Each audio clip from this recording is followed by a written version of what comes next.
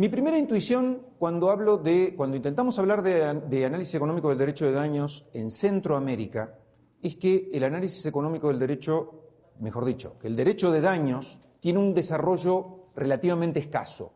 ¿Es posible?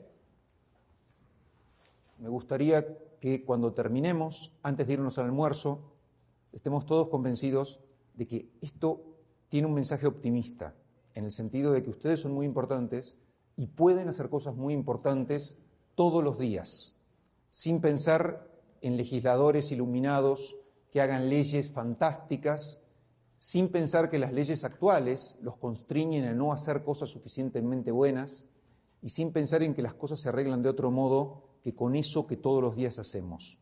Lo que todos los días hacemos es construir este mundo en el que vivimos. Y algunos tienen más influencia en este mundo que otros y ustedes son esa gente. Pero vamos a empezar con una idea que a mí nunca deja de parecerme choqueante y es la siguiente. ¿Ustedes creen que el amor que tienen los padres por los hijos, o mejor dicho, los hijos en la persona de una persona, los hijos pequeños, son probablemente lo más importante de su vida? O por lo menos una de las cosas más importantes de la vida, lo que nos da sentido para vivir. ¿Creen también que el derecho tiene alguna influencia en la sociedad?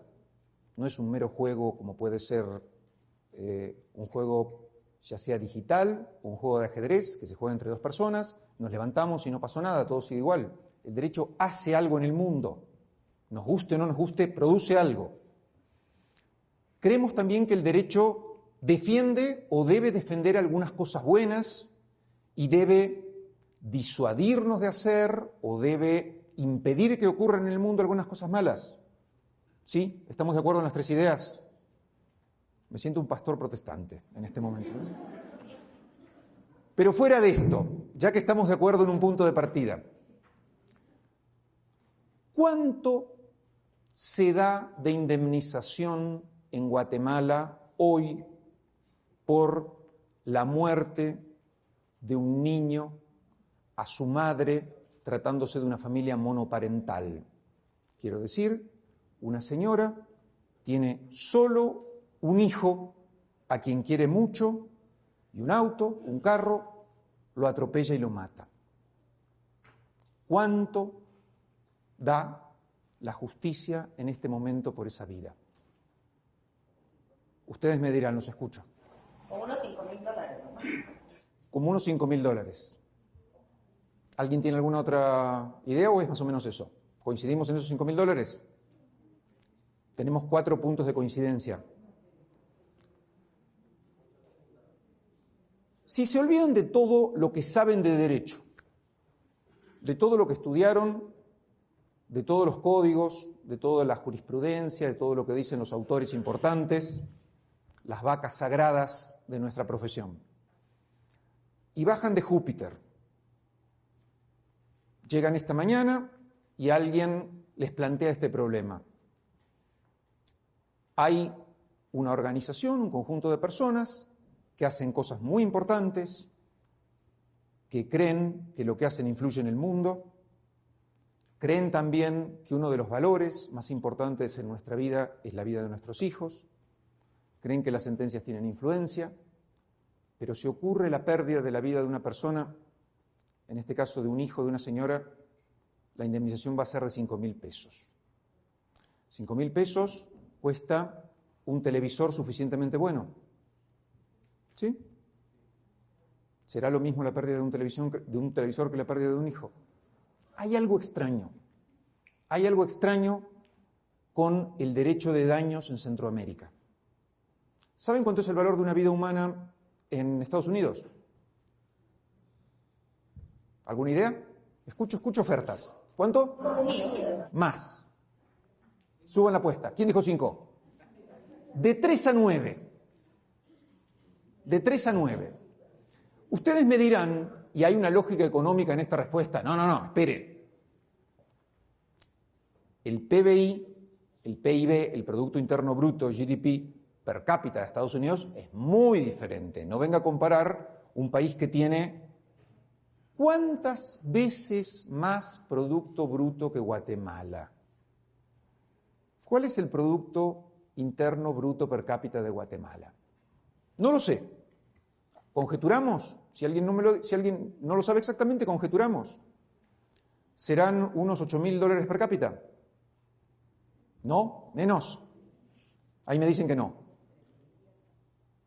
¿No? ¿Cuál es su nombre de pila? ¿No, Noemí? ¿Cuánto es? ¿Cuánto será? ¿6? No lo desconozco, pero no lo que sea. ¿6? Menos de 6 no creo. Estados Unidos, sí. No, por año estoy diciendo. ¿$300 por año? Me parece que es un poco, no, me parece que es un poco poco.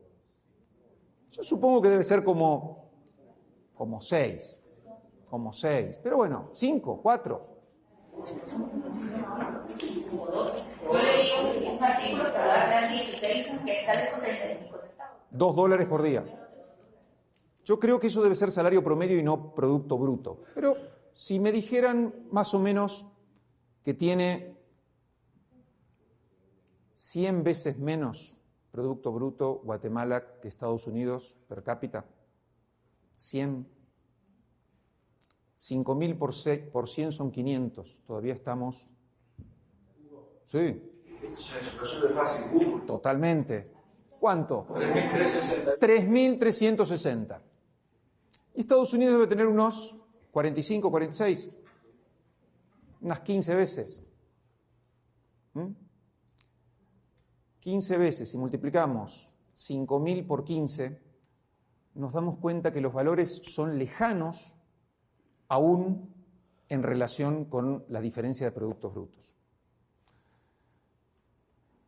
Si yo fuera un abogado de formación tradicional, diría, ¿y qué tiene que ver esto? Y mi respuesta sería, no sé qué tiene que ver, pero quizás tenga algo que ver.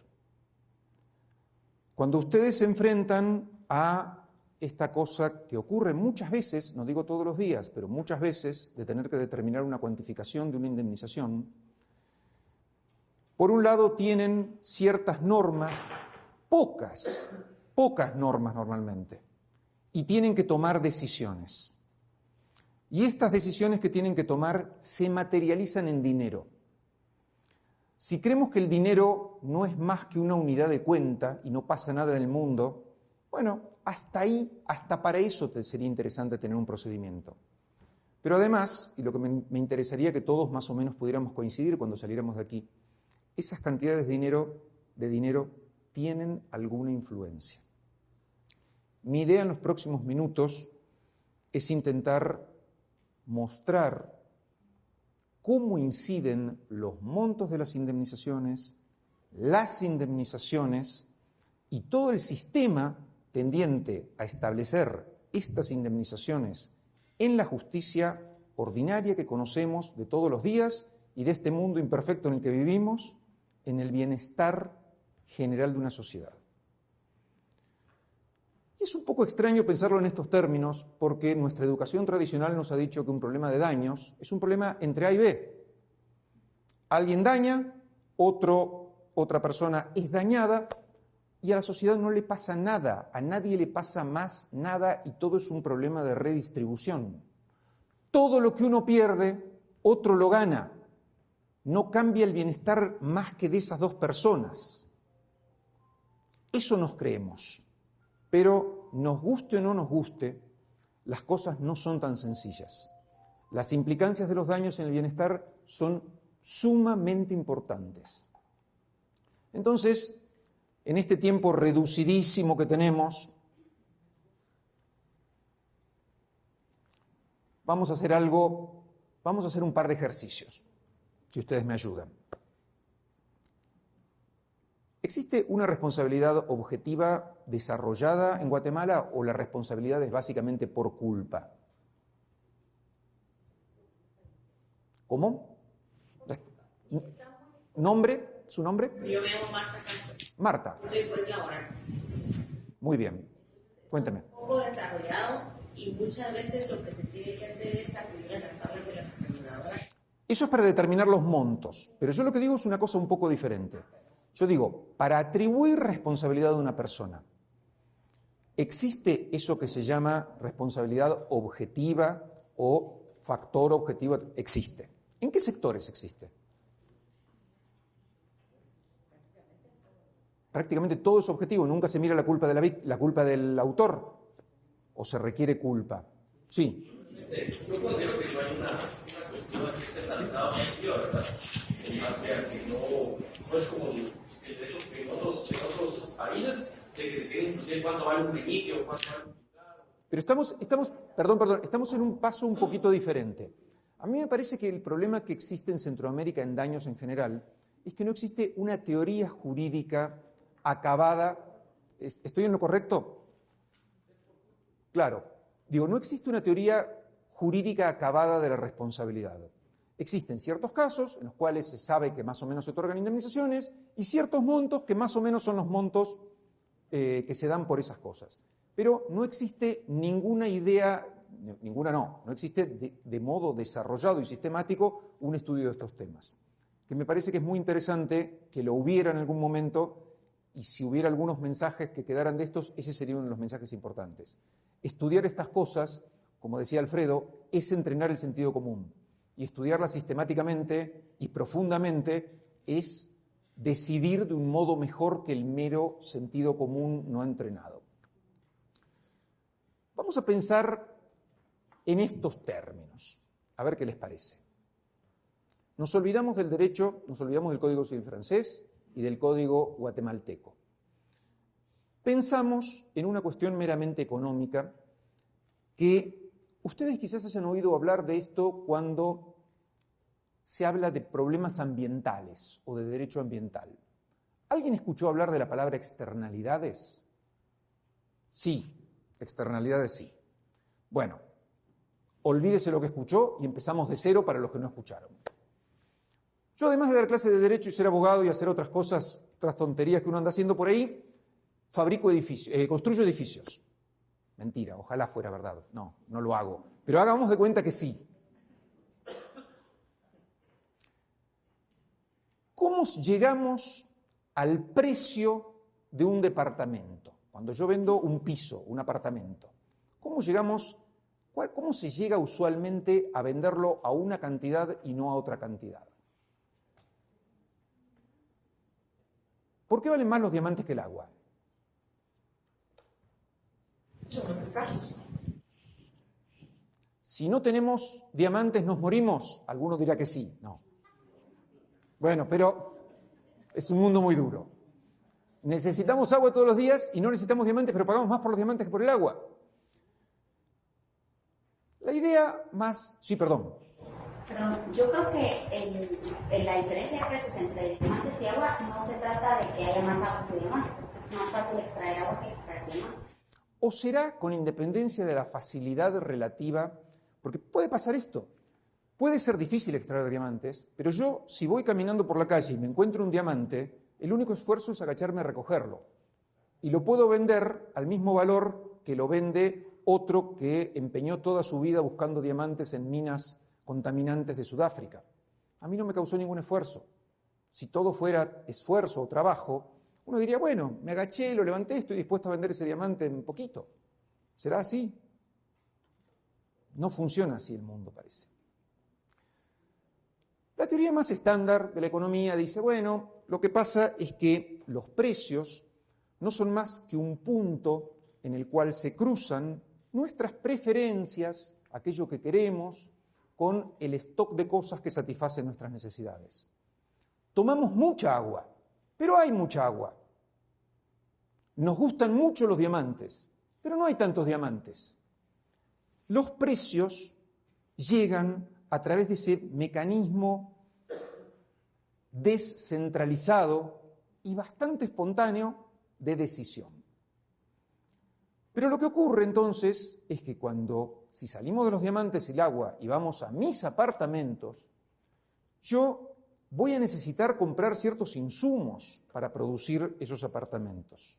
Voy a necesitar concreto, voy a necesitar ladrillos, hierro, y cada una de esas cosas, cada uno de los factores, y voy a tener que pagar salarios, y cada uno de esos factores ocurre algo parecido respecto de su costo que lo que pasa con los diamantes o con el agua. Si hay más personas que los demandan en relación a la cantidad que hay, cuestan más, si hay menos, cuestan menos, y la conjunción de todo lo que pago es el precio al cual voy a poder vender mi departamento. Se daría la casualidad mágica que lo que valoramos los apartamentos y lo que valoramos los factores tendría consistencia, ¿no? A veces pasan cosas que hacen que estas relaciones se rompan. ¿Qué pasa si yo, en esto que estoy haciendo, en mi actividad de constructor, que es la única que me da dinero porque el resto no da, robo los ladrillos? Salgo todas las noches con un camión y una banda de amigos delincuentes y robo los ladrillos. ¿Podré vender los apartamentos más baratos, igual o más caros? ¿A quién dijo? A ver, vamos por parte. Vamos. ¿Nombre de pila? Lucas. Douglas. Vamos, Douglas. ¿Por qué más baratos? Porque adquiere un producto pues, sin pagar a cero costo. A cero costo. En lugar de pagar 1 más 1 más 1 y llegar a 10, pago 1 más 1 más 1, no pagué los ladrillos, 9. ¿Estamos de acuerdo? ¿Puedo venderlos más baratos? Sí, puedes. ¿Puedo competir mal con mis competidores? Porque ellos los compran los ladrillos. Yo me los robo. Entonces, que mis productos sean más baratos, ¿estará beneficiando a la sociedad o no? No, porque aquellos a los que les robé los ladrillos están viendo perjudicado su bienestar. ¿Se acuerdan lo que nos contaba Alfredo de Pareto? ¿Será un óptimo o yo estaré perjudicando a unos para beneficiarme yo? ¿Qué les parece? Yo le quito bienestar a unos para mejorar yo. Esto no tiene nada de óptimo. Esa situación, cuando le quito bienestar a alguien, capto ese bienestar y no le pago nada por eso que le quité, es lo que se llama externalidades. Una externalidad, entonces, a los economistas les preocupa por este motivo. Una externalidad genera una distorsión en un mercado de competencia perfecta. En un mercado que parece de competencia perfecta, cuando hay externalidades, hay una falla de mercado. No se llega a ese punto, que es lo que Alfredo nos decía que es un óptimo de Pareto, al cual nos conduciría a un modelo muy abstracto, pero que fue muy útil para la economía durante muchos años, que es el modelo del mercado de competencia perfecta. Entonces, esto lo descubrió, nadie descubre las cosas solo, por supuesto, pero, digamos, la paternidad básica de esta idea se le atribuye a un economista inglés, Pigou, que en el año 1925 diseña esta idea, entiende esta idea y la expresa más o menos claramente. ¿Qué ven de parecido jurídico a esta idea económica de externalidad? ¿Cuál sería un equivalente jurídico a esta idea económica de bienestar? Quitar bienestar a otro sin recompensarlo. Si lo tuviéramos que decir en juris, que es el lenguaje que hablamos los de derecho. Es como si fuera español, inglés, nosotros hablamos en juris, por decir. ¿Qué diríamos? Un enriquecimiento indebido. Más que un enriquecimiento indebido, cuando la pérdida de bienestar se produce por cuestiones muy evidentemente, podríamos decir, físicas para empezar. Después vamos a refinar la idea. Por ejemplo, imaginémonos que a mí me gusta hacer operaciones a corazón abierto. Cuando no hago ni derecho ni construyo edificios, hago operaciones a corazón abierto. Pero no me tomé el trabajo de estudiar medicina, porque tenía otras cosas que hacer, estaba con los departamentos, robándome los ladrillos. Entonces, de tanto en tanto se me mueren más pacientes de los que deberían. ¿Le quito bienestar a ellos al matarlos? Sí. ¿Se los recompenso de algún modo? No. ¿Es una externalidad? Sí. ¿Cómo le llamamos eso en términos jurídicos? Daño. Daño. Primer descubrimiento de la mañana. de esta sesión. La idea jurídica de daño y la idea económica de externalidad son muy, muy, muy similares. Si tuviéramos mucho más tiempo, podría explicar que no son exactamente lo mismo, pero son muy similares. Entonces, solo para avanzar rápidamente, cada vez que diga externalidad o daño, es lo mismo. Entonces, a la economía, por lo menos en esos términos en que describí la economía, no le gusta que existan externalidades porque eso lleva a una disfunción del mercado. Al derecho no le gusta que existan daños porque eso lleva a algo disvalioso en términos del sistema jurídico. Hasta ahí parece entonces que la economía nos podría dar algunas ideas de las que elaboró en su campo sobre esto de los daños. Yo les voy a hacer una pregunta personal. Otra pregunta personal. ¿Ustedes valoran su vida? Sí. ¿Ustedes tomarían, digamos, su vida la valoran por encima de... ¿La valoran mucho, más o menos, poco? Mucho. O sea que tomarían muchas precauciones para no perderla. ¿No?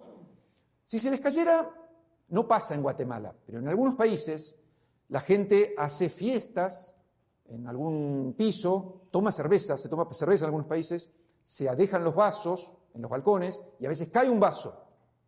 No es que ocurra en Guatemala, pero en algún país puede pasar eso. Si una persona pasa caminando por abajo, cae un vaso desde el 10º piso,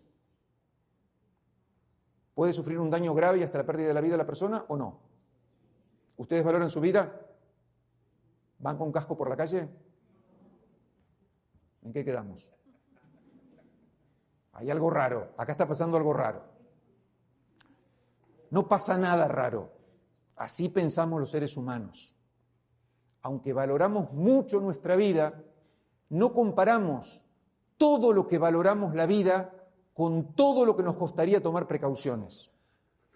Comparamos algo más, incluimos algo más en la comparación, y es la probabilidad.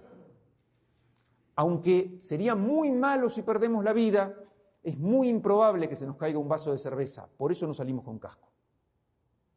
Entonces, en nuestra vida actuamos en algún modo como actúan agregadamente las sociedades. No estamos dispuestos a tomar todas las precauciones posibles para prevenir los daños. Cuando se decide hacer una carretera nueva, un ejemplo clásico de Calabresi nos dice cuando se construye el túnel debajo del Mont Blanc. En el túnel debajo del Mont Blanc se podía prever que iba a haber un muerto por cada kilómetro de túnel. ¿El derecho tolera que haya un muerto por cada kilómetro? Sí lo tolera, Noemí. Sí lo tolera, Noemí. ¿Están prohibidos los carros en Guatemala? Que haya carros en Guatemala que no estén prohibidos significa que el año próximo va a haber una cantidad de muertes asustadora, dirían los brasileños. Una cantidad de muertes muy importante. Pero permitimos los autos.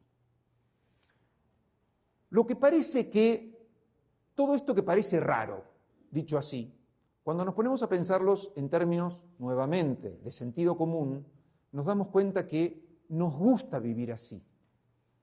Nos gusta vivir sufriendo algunos hipotéticos, mejor dicho, potenciales daños y tomando solo algunas precauciones. Esto es una buena pista para pensar en cómo avanzar en este campo. No es lo mismo decir que estamos dispuestos a sufrir algunos daños que estamos dispuestos a sufrir cualquier daño en cualquier cantidad y cualquier magnitud. Estamos dispuestos a sufrir solo algunos. Si tomando poco esfuerzo, si adoptando pocas medidas de prevención, pocas medidas para prevenir daño, medidas que nos cuesten poco esfuerzo o poco dinero, podemos prevenir daños más grandes, ¿tomaríamos esas medidas o no? O mejor dicho, ¿deberíamos tomar esas medidas o no? ¿Qué les parece que sería lo razonable? ¿Sí? ¿Tomaríamos? A mí me parece que sí. Y esto tiene una fuerte relación, nuevamente, con esta idea de eficiencia. Hay una versión bastante normal que piensa que la eficiencia está contrapuesta a la justicia. Que uno dice, bueno, usted nos va a enseñar a hacer un sistema muy eficiente, pero a nosotros no nos interesa. Nosotros queremos un sistema justo. Nosotros tenemos ideas humanistas, progresistas, comunitaristas. Queremos a nuestro prójimo. Queremos tanto a nuestro prójimo como a nosotros y por lo tanto la eficiencia no nos interesa nada. Entonces yo les voy a replicar una cosa diferente. Mi tesis va a ser que la eficiencia no está contrapuesta a la justicia, al menos no lo está siempre, y muy por el contrario, muchas veces la eficiencia integra nuestra noción intuitiva de justicia. Hagamos un experimento. Nombre de pila. Milton. ¿Cuánto hace de frío en Guatemala el día más frío del año? 8 grados. Bueno, 8 grados no es un día muy frío, como se imaginarán. ¿Hay viento? Más o menos o mucho. Más o menos. Donde yo vivo puede hacer 12 bajo cero. Y puede haber un viento de 40 o 50 kilómetros. La conjunción de ambos puede dar una sensación térmica de unos 20 o 25 grados bajo cero. Si estamos en una clase y está una puerta abierta, ¿qué pasa con nuestro bienestar? Al cuarto infierno, al séptimo infierno se nos va el bienestar. No se puede hablar. Supongamos que todo se arregla cerrando una puerta. Yo tengo dos opciones. No puedo bajarme de este estrado, por el motivo que sea. Puedo pedirle por favor a Milton que la cierre, o puedo pedirle a... ¿Nombre? Sí, de pila. ¿Cómo? Julio. Milton o Julio. No les pregunto sobre economía. Les pregunto qué considerarían ustedes justo en el sentido de socialmente correcto que haga yo. Que le diga, Milton, por favor, ¿podría cerrar la puerta? O Julio, por favor, ¿podría cerrar la puerta? Fácil la decisión, ¿no? Bueno, pero ¿qué tiene que ver esto con la eficiencia? Es que está cerca. La decisión se toma por distancia. ¿Qué pasaría, en cambio, si Milton tuviera una pierna quebrada y no pudiera levantarse? ¿Sería igualmente justo que yo le dijera a Milton que vaya a cerrar la puerta? Ya no. ¿No subyacerá en el fondo que lo que estamos midiendo son esfuerzos, pérdidas de bienestar, y que preferimos que las cosas las hagan aquellos, mejor dicho, que eviten las situaciones que nos quitan bienestar a todos, aquellos que pueden hacerlo de un modo más barato, menos costoso, menos esforzado? Cada vez que diga costo va a significar menos esfuerzo. ¿Tiene algo para decir? Interesante. Este es el momento. Cuénteme. Lo que usted acaba de decir equivale a muchas cuestiones que se dan en la vida real. Todo esto es vida real. Porque, por ejemplo, para varios compañeros aquí que venimos del ramo laboral, Sí. ¿qué pasa con el empleador? Prefiere pagar una mano de obra barata para reducir sus costos. Por supuesto. Por esfuerzo. Por supuesto. La mano de obra menos calificada va a implicar menos demandas a la hora de una terminación. A veces sí y a veces no. Por un ejemplo. A veces. Pero vamos a que son cuestiones tan de sentido común, como decía el anterior ponente, de que la economía está tan basada en el sentido común y tan en la comodidad del ser humano, que se prefiere no invertir en esas precauciones porque... Brillante. ¿Cómo es su nombre? María Cristina. María Cristina. María Cristina nos está diciendo que el empresario es un capitalista salvaje en la vida real. Y es verdad. Y hay otro capitalista más salvaje que el empresario, el consumidor. Cuando el consumidor va a comprar, ¿cómo se llaman aquí para limpiar trapos, para limpiar repasadores, decimos nosotros, no sé, repasadores? Me alegro que hablemos el mismo idioma. ¿Cómo? ¿Cómo? Limpiadores. Cuando el consumidor va a comprar limpiadores al supermercado y encuentra unos a 5 quetzales y otros a 50 quetzales, los de 5 quetzales los hicieron niños casi esclavos en Indonesia. Los de 50, señoras alemanas rubias, altas con estudios universitarios. ¿Qué elige el consumidor?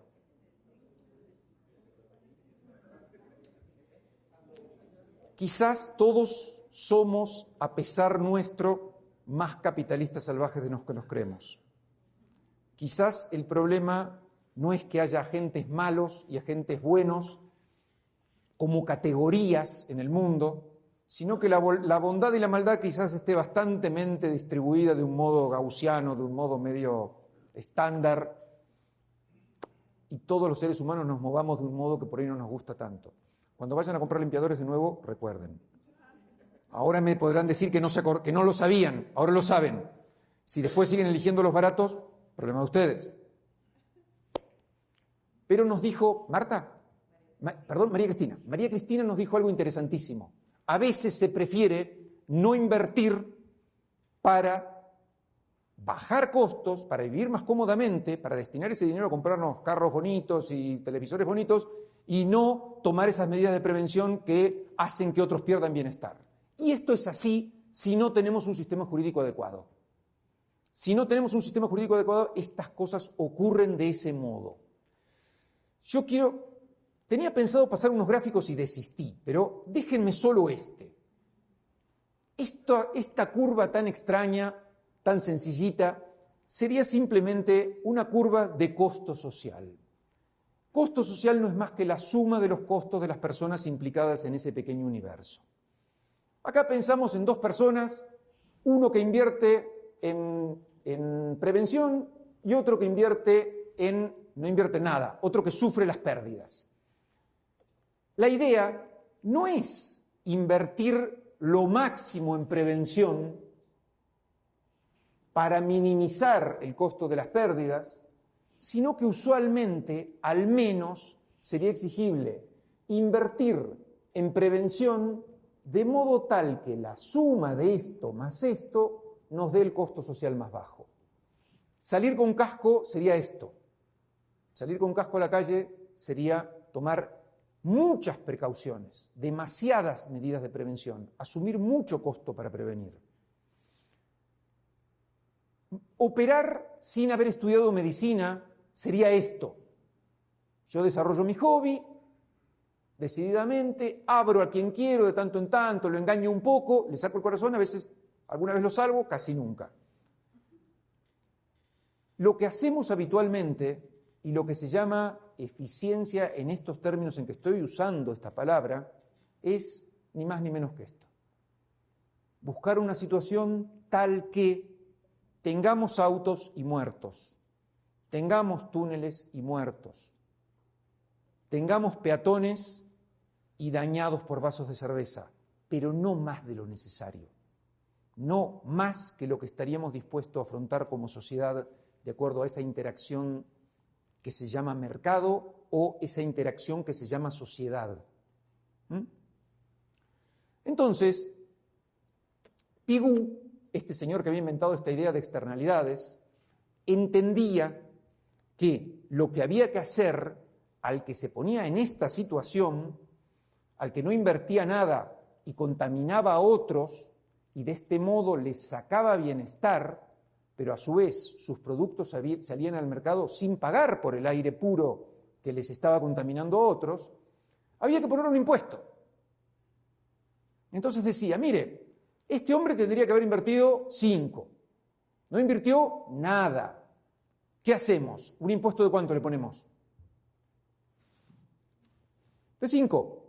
Si le ponemos un impuesto de 5, va al menos al mundo, sus productos van a salir a la sociedad, van a salir al valor que se debería, va a competir igual con otros y ya no le va a convenir no utilizar las medidas para no contaminar que usan los otros.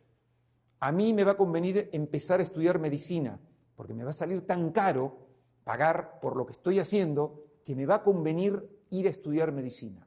¿Se dan cuenta? Y lo hago intencionalmente. Estoy pasando de costos y beneficios monetarios a no monetarios, porque para esto no nos interesa la moneda más que como un medio. Cuando hablo de costos y beneficios, hablo de bienestar, hablo de calidad de vida, de felicidad, ni más ni menos que eso.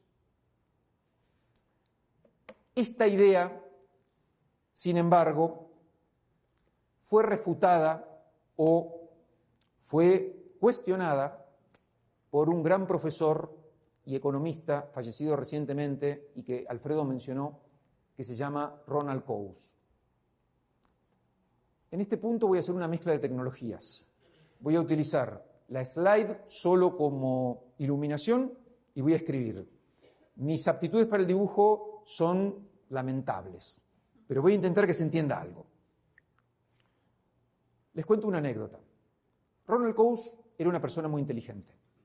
Vivió muchísimos años. 103, ¿cumplió los 104? 103, no cumplió los 104. 103 años y no le faltó mucho para los 104. Cuando era joven hizo un artículo, lo citaron para un tema que era la distribución del espectro de radio en California, y empezó a pensar un tema que no sé si en Guatemala es conflictivo, pero en Argentina ha traído recientemente algunos problemas bastante interesantes. Pero en ese momento podríamos decir sin mayores implicancias políticas explícitas. Pero como hace la gente inteligente, Newton, por ejemplo, puede descubrir que la caída de una manzana y el giro, la órbita de los satélites de Júpiter responden al mismo principio. Otros tenemos la desgracia que se nos puede caer un cargamento de manzanas en la cabeza y no vamos a descubrir nada. Pero Coase, que era más como Newton que como otros, dijo, estas mismas ideas tienen proyecciones a otros ámbitos. Y dijo, me parece que Pigou está equivocado. Ahora les voy a contar qué dijo. Pero primero se lo contó a sus colegas y todos lo miraron con cara rara. Vieron que siempre toda innovación en el derecho, en la economía, en las ciencias, a uno lo miran con cara rara. Cuando empezamos a dar estos cursos, ustedes nos miran con cara rara. Bueno, y entonces empezó a contar su idea. Y le dijeron, bueno, pero ¿por qué no haces un seminario? Entonces un día se reúnen en la oficina del decano de la Escuela de Economía de la Facultad de Chicago, con alguna gente bastante inteligente, algún premio Nobel entre ellos, y empieza a explicar. Los siguieron mirando con cara rara. Le dijeron, está interesante esto. ¿Por qué no haces un artículo? Entonces publicó un artículo que se llamó El problema del costo social, de 1960. Este artículo fue el más leído de la historia de la economía moderna y el más leído de la historia del derecho en los Estados Unidos, al menos. Se ganó el premio Nobel. Cuando sube a recibir el premio Nobel, da su discurso y dice, estoy muy contento, les agradezco mucho por este premio, qué pena que mis colegas, los economistas, no me han entendido, que las ideas que yo sostuve no han tenido consenso y mis colegas, los economistas, no me han entendido. Han sido más fructíferas mis ideas en otras áreas, como en el derecho, como no digo la sociología, sino ciencias sociales, lato sensu, que en la economía. Vamos a ver las ideas de Coase, pero cuando piensen que tienen una idea inteligente y que no son suficientemente reconocidos, acuérdense de Coase. Eso es no ser reconocido después de ganarse el Nobel y todo eso. Vamos a un ejemplo bastante sencillo, que es un caso jurídico real de fines del siglo XIX en Inglaterra.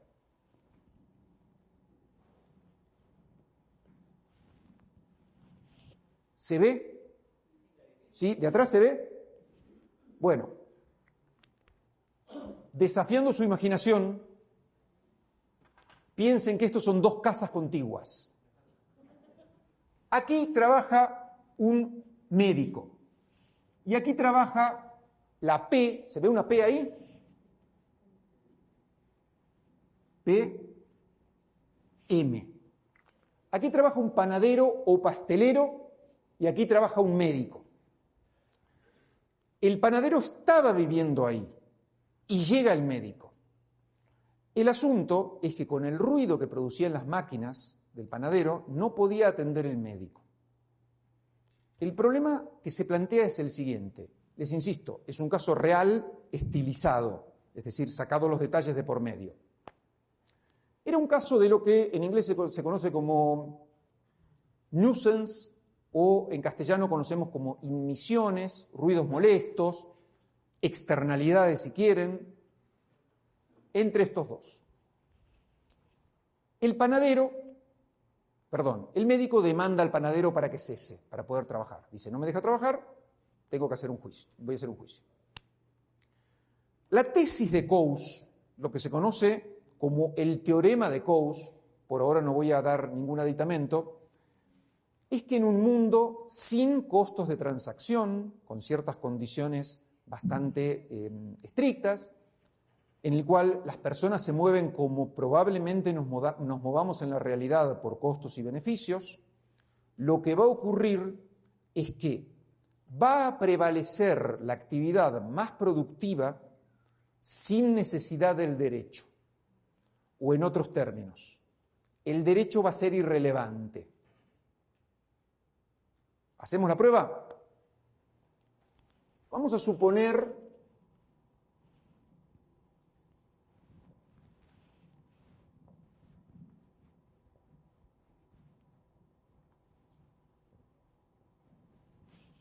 que el médico gana 5 por año, por día, por mes, lo que se les ocurra, no nos importa. Y el panadero gana 3 en ese mismo periodo arbitrario de tiempo. Coase nos dice, si existe derecho o si no existe derecho, va a pasar lo mismo, va a trabajar el médico. Probamos primero si existe derecho.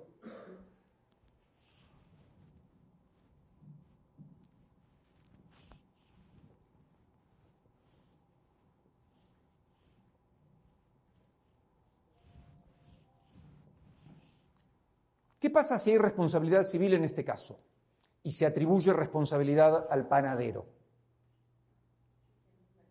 ¿Cómo? Se queda sin su panadería. ¿Cuánto tendría que pagar? ¿Cuánto hay que pagar por daños? ¿Cuánto? 5. ¿Por qué 5? Porque es lo que le hago perder a la otra parte. Principio de reparación integral, tengo que pagar lo que le hago perder. ¿No? Sí. Si hay responsabilidad civil, entonces, ¿quién trabaja? ¿Los escucho? No. ¿Quién trabaja? El médico. ¿Estamos de acuerdo? Pero esto no es muy interesante. Lo interesante que dice Coase es esto. Si no hay responsabilidad civil, igual va a trabajar el médico. ¿Por qué? ¿Será verdad esto? ¿Que las fuerzas espontáneas de los agentes implicados van a llevar a este resultado? ¿O no?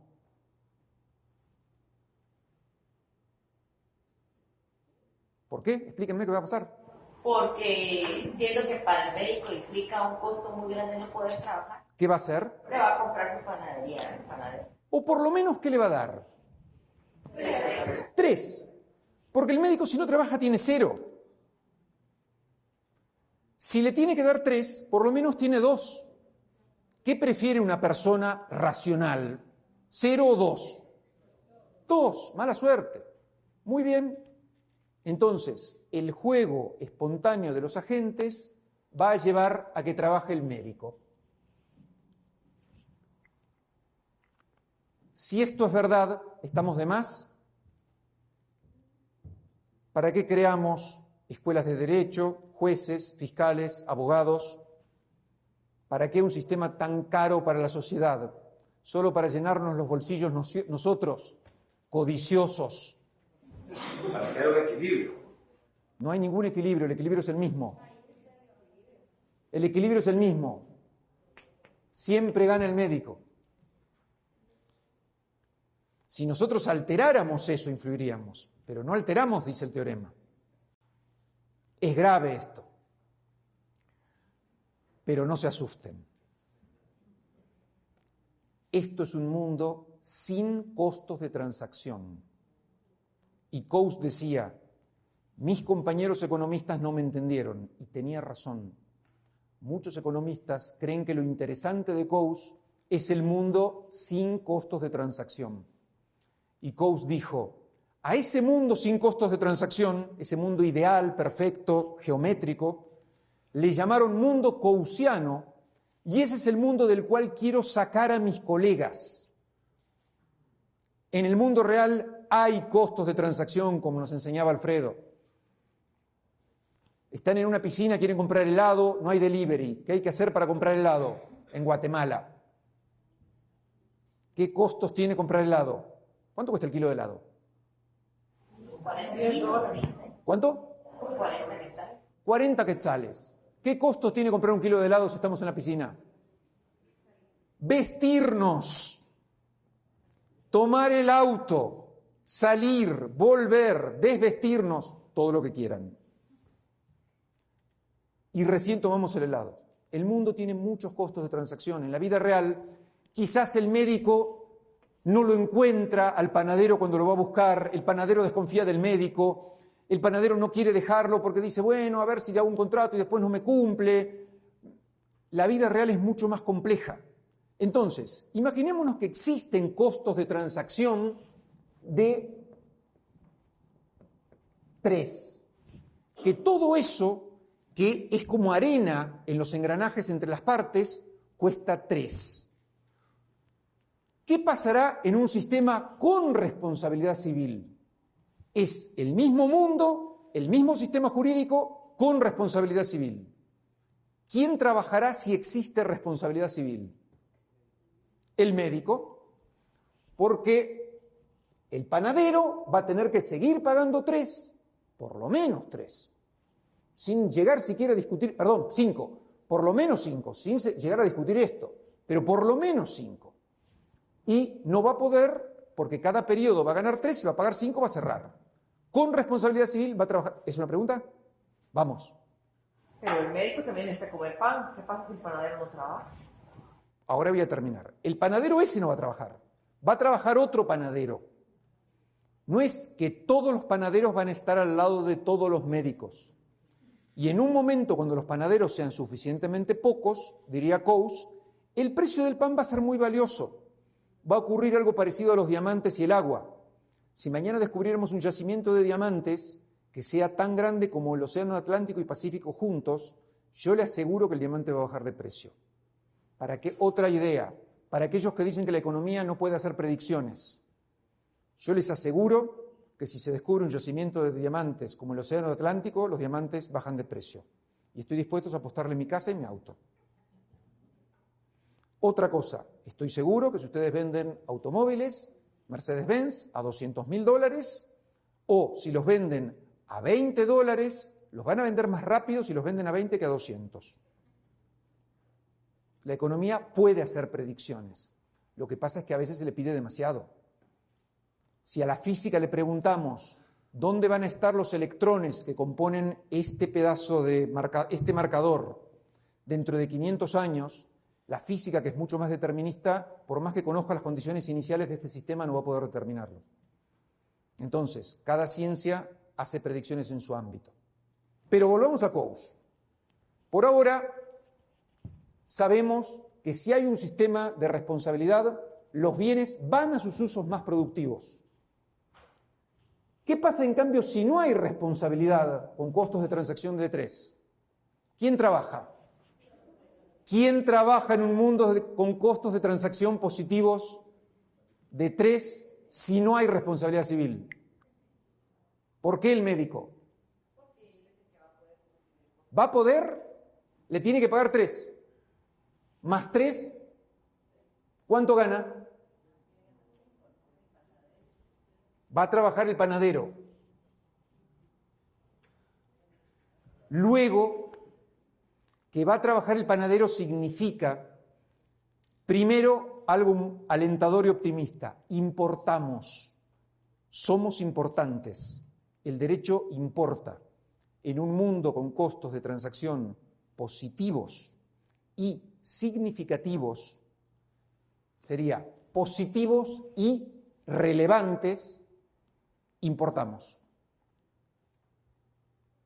Segundo, importamos significa podemos hacer mal o podemos hacer bien en la sociedad según lo que hagamos. Y como el tiempo que queda es mínimo, volvamos a Nuestra Señora que perdió a su chico.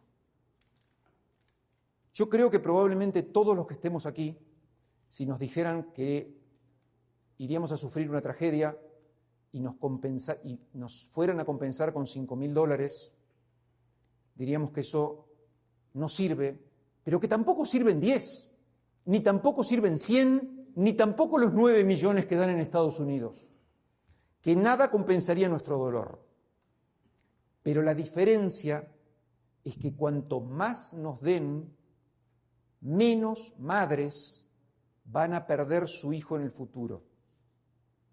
Porque si es verdad que nos comportamos como convinimos que nos comportábamos cuando íbamos a comprar limpiadores o como cuando contratábamos personal, que buscamos nuestro beneficio. Si el sistema está correctamente diseñado, nuestra búsqueda de nuestro propio beneficio nos va a hacer tomar medidas de prevención. Si tomamos más medidas de prevención, si de 0, porque nos importa, pasamos a tomar 5, porque si no las tomamos tenemos que pagar por lo menos 5, quizás 6, y preferimos tomar 5, pasamos de 9 a 2. Olvidémonos ya de dinero. Pensemos en 90.000 niños muertos o 20.000 niños muertos.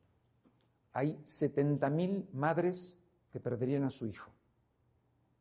Un error en el sistema o un error en la decisión basado en el sistema nos lleva a esas cosas. Hay mucho para pensar y para investigar en esto. Y hasta desde el punto de vista egoísta, esto nos ayuda a pensar sobre bases más serias. Bases más serias de, bueno, hacemos algo fácil y se terminó el asunto. Hay mucho para pensar. El análisis económico del derecho de daños da lugar a cursos completos. Y estos cursos nos ayudan a tomar decisiones con fundamentos éticos, económicos y sociológicos un poco más seguros de lo que lo hacemos sin ellos. Entrena nuestra intuición. ¿Llegamos a soluciones perfectas? No. En este mundo no somos perfectos ni vamos a serlo, pero sí podemos ser mejores. Luego, estas cosas me parece que sirven. Ahora sí me parece que nos tenemos que ir a comer. Muchas gracias. Yo estoy a disposición para seguir charlando cuando quieran. Gracias.